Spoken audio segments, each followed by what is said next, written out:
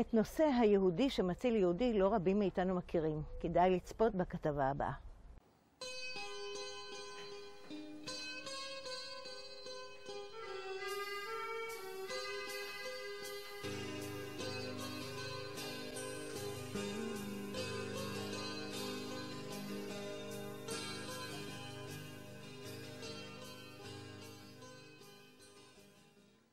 שלום אברהם. שלום וברכה שרונה. אני יודעת שאתה עוסק בנושא שלדעתי הוא מאוד מאוד מאוד חשוב. אנחנו כולנו מכירים את הנושא של חסידי אומות עולם, שאנשים לא יהודים הצילו יהודים וקיבלו תעודת הוקרה על כך מטעם מדינת ישראל. ואתה וחבריך מצאתם לנכון לעסוק בנושא שלדעתי אפילו יותר חשוב, על יהודים שהצילו יהודים. באפריל 1941 פלשה גרמניה הנאצית ליוון. ביוון התגוררו בשנת 1941 כ-75,000 יהודים, רובם בעיר סלוניקי. 90% מהם נספו בשואה, וכמובן בעיקר יהודי סלוניקי. הגרמנים אספו את היהודים בתחילה לגטאות, ולאחר מכן שלחו אותם בקרונות לאושוויץ.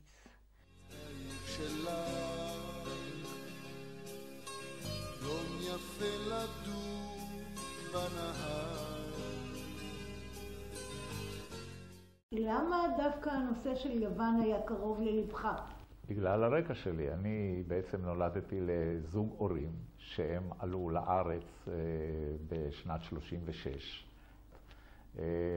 אמי, זיכרונה לברכה, שמה היה שמחה אלגרה, היא נולדה בעיר שנקראת קסטוריה, ואבי, זיכרונו לברכה, משה, הוא נולד בסלוניקי.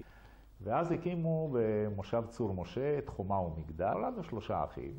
ובעצם מה שאני שמעתי בשנות ילדותי זה על מורשת יוון, גם המסורת והמאכלים והמזמורים. אבי, זיכרונו לברכה, כשהגיע לארץ, הוא התכתב עם המשפחה שלו. יש לי קלסר שלם של מכתבים בלדינו משנת 36 עד שנת 51. רוב המשפחה של אבי ואמי נספתה בשואה. 2 אחים של אבי ניצלו מהמחנה, עלו לארץ, נפגשו פעם ראשונה אצלו, כי כל אחד חשב שהשני מת. האם באופן כללי אתה יכול להגיד לנו מי סוג האנשים שהצילו? משהו מאפיין כללי. חוץ מהעניין של אופי, של אומץ, של תעוזה, שזה משהו שקורה ביום הלידה ומהגנים, רוב האנשים ידעו גרמנית. גרמנים בעצם מה הם עשו כשהטרנספורטים הגיעו? לקחו את אלה שהם החליטו שהם לא כוח עבודה ושלחו אותם למשרפות, ואת כוח העבודה הם רצו להפעיל במחסני הנשק ובבניית רכבות, והם היו נותנים פקודות בגרמנית. ומי שלא הבין פעם, פעמיים, 3, פשוט ירו בו. כן? אז אחת הדוגמאות שאני יכול לתת זה של מישהי, היא הייתה בבלוק אנשים. בבלוק אנשים איפה? באושוויץ, בירקנאו. ואחרי המלחמה, חוץ מהיומן שהראיתי לך קודם שהיא כתבה, היא קיבלה עדויות מנשים שהיא הצילה. אז אני רק אקריא ממש חלק. אני אנג'ל רוזה, תושבת תל אביב, גרה בשכונת התקווה, רחוב זה וזה, מספר תעודת זה וזה, מחנה ריכוז זה וזה. אני מ-14 נשים שגברת צדיקריו אסתר, צדיקריו אחרי הנישואין ממאסטרו, הצילה אותנו עם חבילת הלבשה לפני הרופא מנגלה והלגר פירר רולף אס, והעבירה אותנו ונשארנו בחיים. אני אלחנתי דזי, תושבת תל אביב, גרה בשכונת התקווה, רחוב זה וזה, תעודת זהות זה וזה, מחנה זה וזה. אני אחת מהאנשים שגברת אסתר צדיקריו הצילה אותי, הייתה נותנת לי יום יום במקלט בלאגר באושוויץ סוכר ואוכל שהייתה מחביאה במיוחד לחלק. אני בלה יהודה, תושבת בת ים, גרה ברחוב תעודת זהות מספר מחנה. אני והחברה רחל שנמצאת ביוון רשמו אותנו והיינו בבלוק מוות שהוא בלוק 25 בבירקנאו. אסתר צדיקריו הספיקה בחצי יום להעביר אותנו לבית חרושת אוניון לעבודה, וכך ניצלנו. אני יעקב קלדרון, גבר, תושב תל אביב, הגר בשכונת התקווה, עבדתי בכביש הראשי של הטרנספורט הראשון של הגברים, מבלגיה. גברת אסתר צדיקריו הייתה מוציאה לנו קופסאות מלאות פרוסות לחם דרך הברזלים.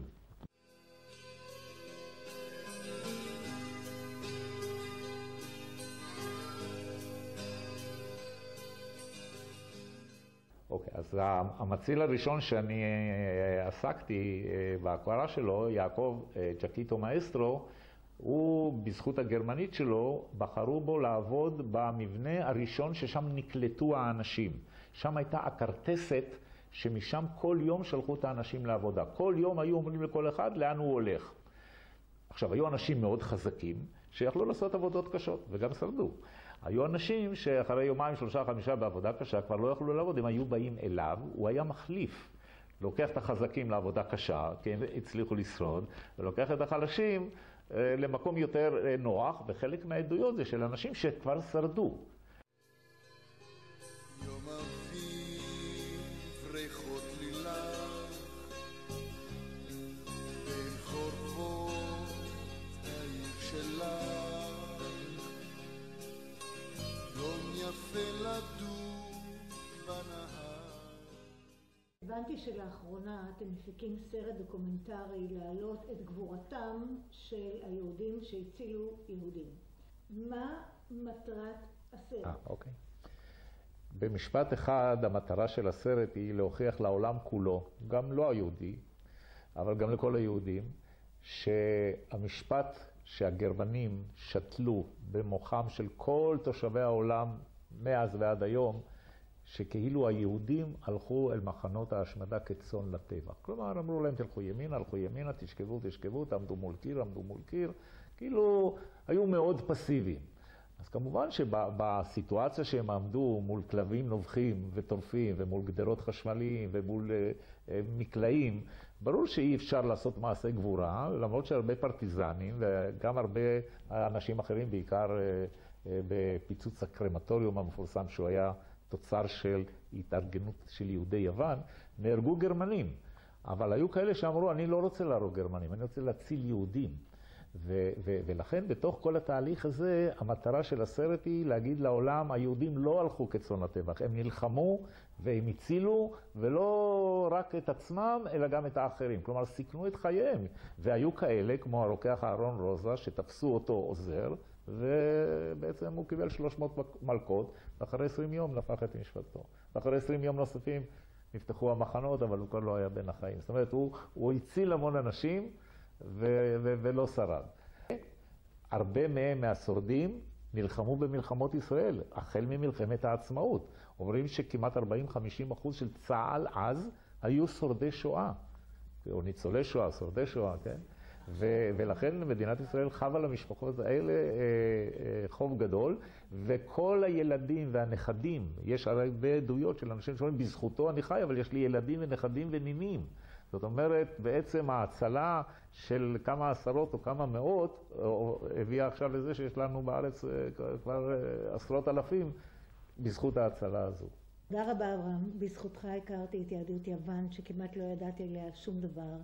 ואני גאה באמת בעם שלנו, שבתנאים כל כך קשים, יהודים מצאו כוח גם להציל אחרים. אתם עושים מעשה נאצל, תודה רבה לכם.